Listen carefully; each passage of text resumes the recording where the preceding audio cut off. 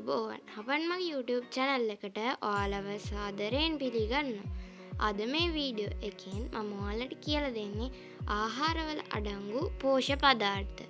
Video එක බලන්න කලින් හපන් මගේ YouTube channel එක subscribe කරන්න, like කරන්නත් අමතක කරන්න එපා. එහෙනම් අපි යමු දැන් පාඩමට.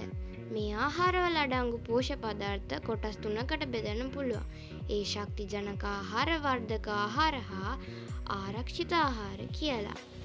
ශක්ති ජනක ආහාර මොනවද කියලා අපි දැන් බලන්න යමු. ශක්ති ජනක ආහාර ශරීරයට අවශ්‍ය ශක්තිය ලබා දෙනවා. ශක්ති ජනක ආහාර වල අඩංගු වෙන්නේ කාබෝහයිඩ්‍රේට්. ඉතින් මේ කාබෝහයිඩ්‍රේට් තියෙන්නේ කොස්, දේල්, බත්, පාන්, බතල, මඤ්ඤොක්ක, අල, ඉන්දියාප්ප රොටි, පිට්ටු, හාල වර්ගවල. එහෙනම් ඊළඟට යමු වර්ධක ආහාර මොනවාද කියලා බලන්න. වර්ධක ආහාර මගින් ශරීරය වර්ධනය කරනවා. මේවා ප්‍රෝටීනමය ආහාර කියලා කියනවා. මේ වලට උදාහරණ විදියට මස්, මාළු, කිරි, බිත්තර ගන්න පුළුවන්.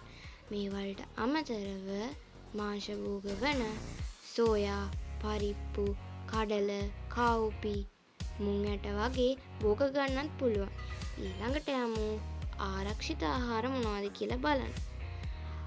ආරක්ෂිත ආහාර ශරීරයේ විවිධ ලෙඩ රෝග වලින් ආරක්ෂා කරනවා. මේ ආහාරවල විටමින්, ಖನಿಜ ලවණ අඩංගු වෙනවා. මේ වලට උදාහරණ තමයි ගෝවා, කැරට්, නෝකොල්ලි, ස්පෝන්ජ් වගේ එළවලුත්, ඒ වගේම අඹදෙලුම්, රවුටන්, ජාම්බු වගේ පළතුරු ආරක්ෂිත ආහාර කියලා හඳුන්වනවා. මේ ආහාර අඩංගු ආහාර වල දිනපතා ගත්තොත් ශරීරයට අවශ්‍ය ශක්තිය සපයලා දෙනවා, වර්ධනය කරනවා, වගේම ශරීරයේ ලෙඩ රෝග වලින් ආරක්ෂා කරනවා. ඒ වගේම අවශ්‍ය පරිදි ජලය පානය කරන්නත් ඕන. ඉතින් ඔන්න අද මම ඔයාලට ආහාරවල තියෙන පෝෂ්‍ය පදාර්ථ කියලා දුන්නා. ඉතින් මගේ YouTube channel එක subscribe කරන්න අමතක කරන්න එපා. like කරන්න, වීඩියෝ එසනින් ලබා ගන්න නම් subscribe button එක එහා පැත්තේ තියෙන bell icon එක click කරන්න. මේ වීඩියෝ එක කොහොමද කියලා comment කරන්න. යාළුවන්ට share කරලා දැනුම බෙදා හදා ගන්න. එහෙනම් නැවතත් මේ වගේ වීඩියෝ එකකින් මුණ ගැහෙමු. නම් ඔයාලට සුබ දවසක්. ආයුබෝවන්.